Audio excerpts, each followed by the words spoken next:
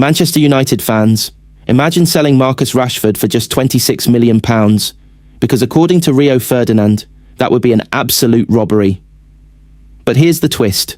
Rashford might not even want to come back. And while that's happening, United have just tied down Harry Maguire to a new deal. Yeah, a lot is going on. Let's break it down. Rio Ferdinand says Man United selling star for £26 million would be an absolute robbery. Rio Ferdinand is pleased to see Marcus Rashford back in form again and claims Barcelona would be robbing Manchester United if they go on and sign the forward for £26 million. Rashford joined Barca on a season-long loan last summer, having effectively been frozen out of United's first team following a public falling out with Ruben Amorim. The 28-year-old had once been United's shining light and a poster boy for the academy, but his return in front of goal dropped off a cliff at the start of the 2023-24 campaign, and he made it clear he wanted to leave his boyhood team after returning from a separate loan spell with Aston Villa.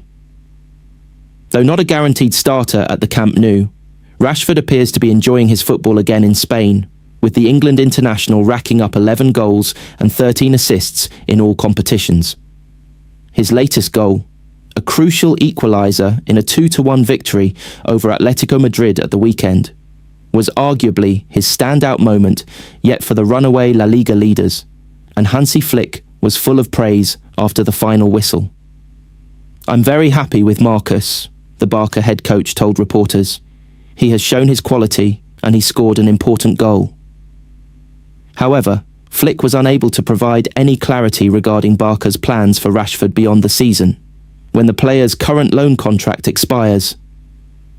"I can't say anything about his future," the German added. "We have to focus on the matches until the end of the season." Barca have reportedly seen enough from Rashford and are ready to ask United for an extension on the attacker's loan. The Catalan giants also have the option to sign Rashford outright for a fee of £26 million in the summer transfer window.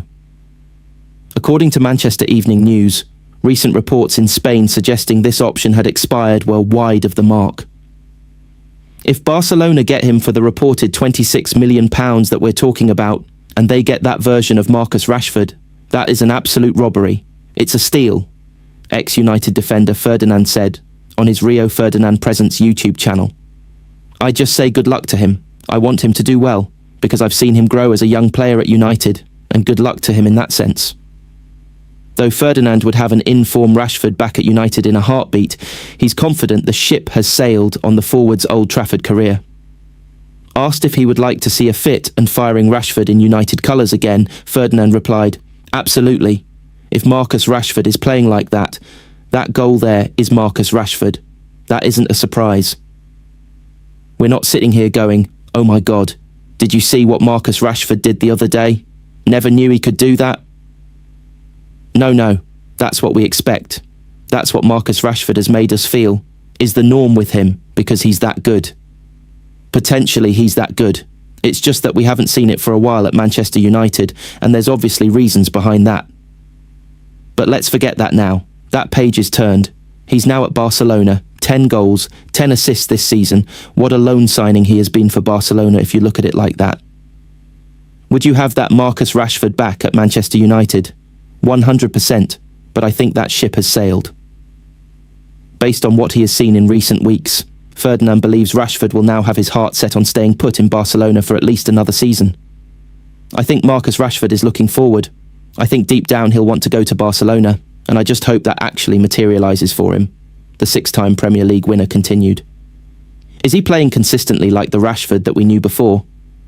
I'd argue probably not, but we're seeing more glimpses of it that would be making me go, I'd bet on that, and if I was Barcelona, then I'd take him. Rashford is yet to provide any assurances either way when it comes to his future, with 2 years remaining on his current contract at United. But the United Academy product has made no secret of the fact he is enjoying his experience in Catalonia, which he feels has proven a fantastic environment for his football journey. "Of course this is what I want, but it's not the reason why I'm pushing and working hard," Rashford said in a recent interview with Spanish publication Sport. "The reason why is because I want to win. Barcelona is a fantastic club, a club that is known for winning, and it's this type of pressure. I want to say pressure, but it's not a bad type of pressure. It's a pressure that you look forward to, and a pressure that I want to have whilst I'm playing football. If I'm at a club that doesn't demand these things, then it's more difficult for me to be motivated. It's a fantastic environment for me to continue my football journey. Asked whether he felt settled in the city, Rashford said, "From the minute that I arrived, I felt welcome. For me, the reason why I'm here is to help the team. I'm here to help them win trophies. Last year they had a fantastic season, but like in life and in football, things move on quickly, so we have to repeat the season that we had last season. I'm fully focused on this, and the staff, the players know that I'm focused on this, so it's really good." In other news, Harry Maguire signs contract extension at Manchester United. Harry Maguire signed a one-year contract extension at Manchester United on Tuesday, with the option of a further 12 months. The England defender was due to be out of contract at the end of the season. Harry Maguire signed a one-year contract extension at Manchester United on Tuesday, with the option of a further 12 months. The England defender was due to be out of contract at the end of the season. Harry represents the mentality and resilience required to perform for Manchester United.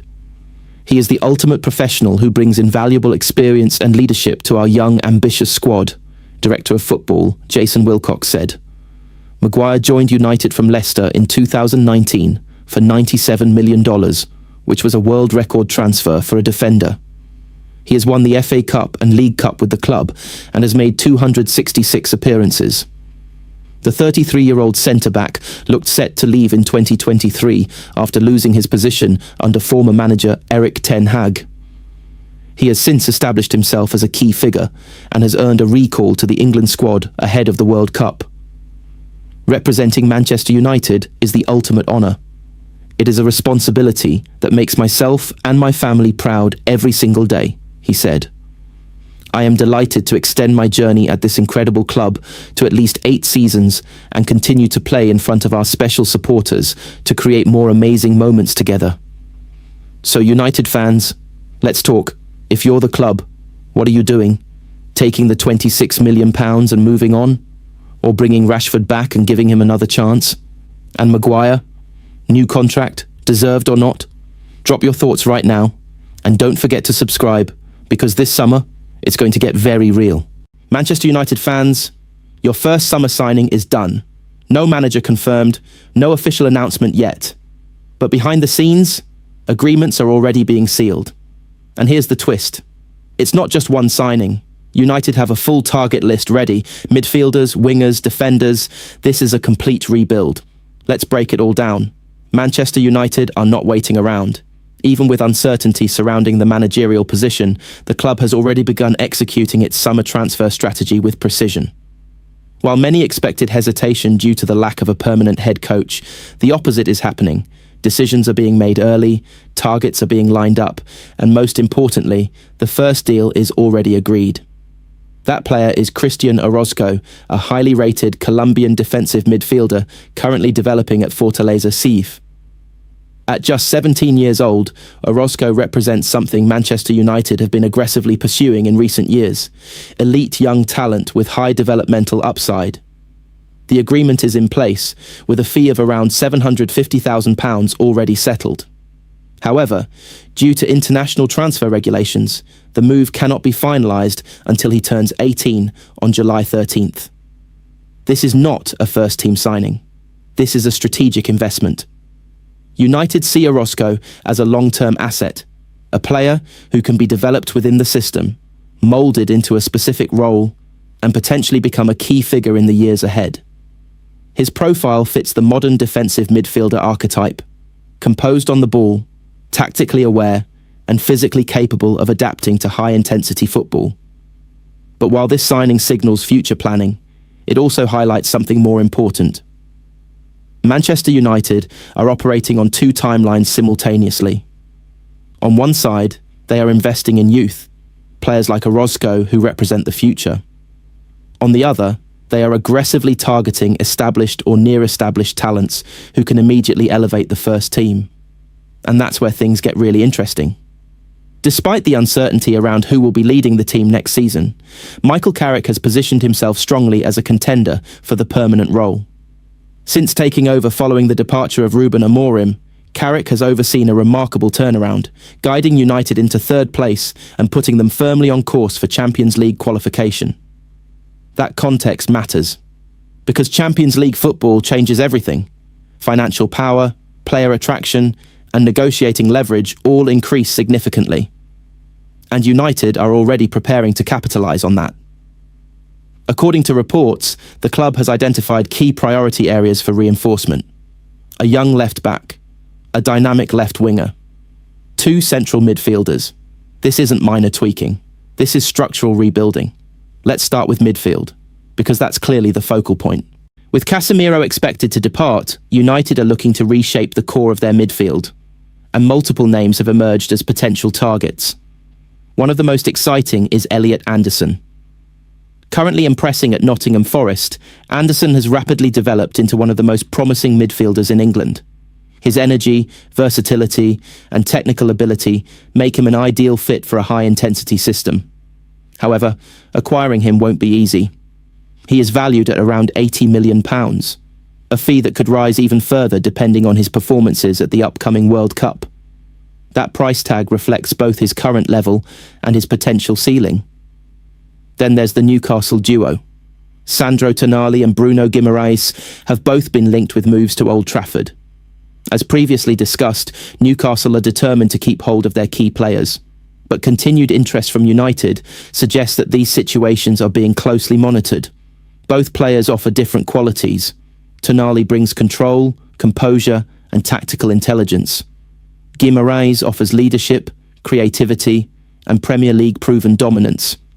Either would represent a major upgrade, and it's very possible United are preparing for multiple scenarios depending on availability, pricing, and timing. Now, shifting to defence. One of the more surprising names on United's radar is Miles Lewis-Skelly of Arsenal. The 19-year-old enjoyed a breakout campaign showcasing his versatility and maturity on big stages, including a standout performance at the Bernabeu. However, this season has been more challenging, with increased competition limiting his opportunities. And that's where United see an opportunity. Young, talented, slightly underutilised players at top clubs often become prime transfer targets. If Lewis-Skelly is open to a move, United could position themselves as a destination where he can secure consistent game time and continue his development. This is opportunistic recruitment, identifying value where others might not be looking. And then there's the attacking side. A new left winger is also on the agenda, someone capable of adding pace, creativity, and directness to United's attack. While specific names haven't been finalised publicly, the profile is clear: explosive, technically gifted, and capable of impacting games immediately. All of this points to one conclusion. Manchester United are preparing for a highly active summer, not just in terms of volume, but in terms of impact. And what makes it even more fascinating is that all of this is happening before a permanent manager has even been confirmed. That suggests a shift in structure. Recruitment is becoming more system-driven rather than manager-dependent. The club is building an identity that transcends individual coaching appointments.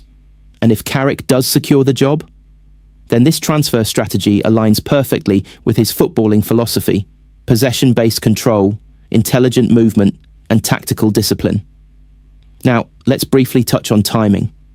United's next match against Leeds United on April 13th may seem unrelated, but internally, it plays a role. Every match from now until the end of the season is part of the evaluation process. Players are being assessed, tactical systems are being refined, and decisions are being made about who stays, who leaves, and what profiles are needed. This is not just about finishing strong. This is about preparing for transformation. And with the first signing already agreed, even if it's one for the future, Manchester United have made one thing very clear. They are not waiting for the summer. They are building it. So United fans, the first signing is done, but it's just the beginning. If you had to choose one big signing this summer, who are you going for? Tonali, Guimaraes, Anderson, Or do United need something completely different? Drop your picks in the comments. And don't forget to subscribe, because this rebuild, it's going to be massive. Manchester United fans, what if I told you the gentleman's agreement around Sandro Tonali is not completely cap and the transfer is still alive? Because behind the scenes, agents are talking, Newcastle are getting frustrated, and United are watching everything. This one is about to get serious. Manchester United's midfield rebuild is no longer a discussion, it's a full-scale operation. And right at the centre of it, one name continues to resurface with increasing intensity: Sandro Tonali. For weeks now, the narrative has been driven by speculation. Reports have suggested that United are exploring a potential summer move for the Newcastle midfielder, with whispers of a so-called gentleman's agreement, allowing him to leave if European football is not secured. But here's where things take a sharp turn. Newcastle United executives have come out firmly, almost aggressively, against those claims. Internally, the club maintains total control over Tonali's future. No release clause, no exit pact, no informal agreement, nothing. And when you examine the structure of his contract, it backs that stance completely. Tonali is tied down until 2028, with an option for an additional year. That kind of deal doesn't just protect value, it gives Newcastle absolute leverage in any negotiation scenario. So when reports claimed that Tonali could walk away under certain conditions, Newcastle didn't just dismiss it, they shut it down entirely. Yet, the situation isn't as simple as it looks on the surface. Because while the club is projecting control, the noise isn't coming from nowhere. Tonali's agent, Giuseppe Riso, has played a significant role in fueling uncertainty. His recent comments weren't subtle, they were calculated. When he spoke about Tonali becoming one of the most valuable Italian players in the world and hinted at interest from elite clubs like Manchester City and Arsenal, he wasn't just speculating, he was positioning.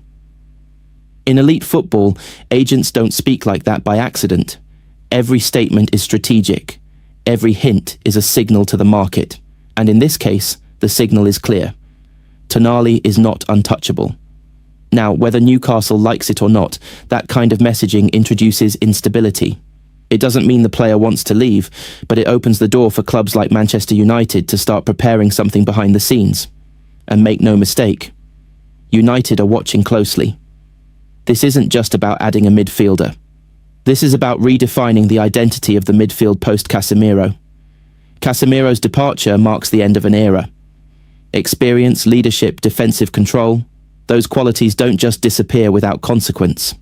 United need a successor who doesn't just replace him statistically, but structurally. And that's where Tonali becomes interesting. He's not a like-for-like replacement, but he brings something equally valuable: control, intelligence, and tactical discipline. He's a tempo setter, a player who dictates rhythm rather than reacting to it. And in modern football, that profile is gold. But here's the complication. Newcastle are not in a selling position. Despite recent setbacks, including their struggles in the league and growing distance from European qualification, the club's long-term project remains intact.